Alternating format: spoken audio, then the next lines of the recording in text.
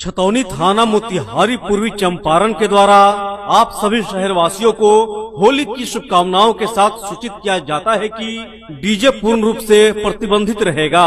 Sound या चोंगा का उपयोग कर सकते हैं।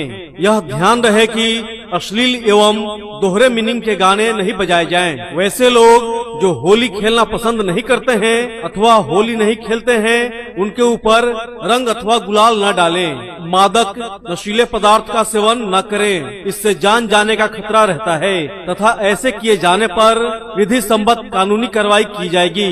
दूसरे धर्म यथा मस्जिद, दरगाह इत्यादि के सामने अथवा इनके परिसर में रंग गुलाल न फेंकें। आपकी सुरक्षा एवं निगरानी हेतु छतौनी थाना मोतिहारी हमेशा चौकन्ना एवं चुस्त दुरुस्त और हमेशा भ्रमणशील रहेगी।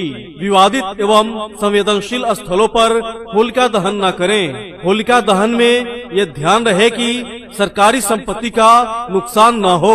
होलिका दहन में कोई विस्फोटक पदार्थ न डालें। इन सभी बातों का ध्यान पूर्वक अनुपालन करें। छतौनी थाना मोतिहारी आप सभी से अपील करती है कि आप सभी सामाजिक सद्भावना एवं सांप्रदायिक सौहार्द के साथ होली खेलें।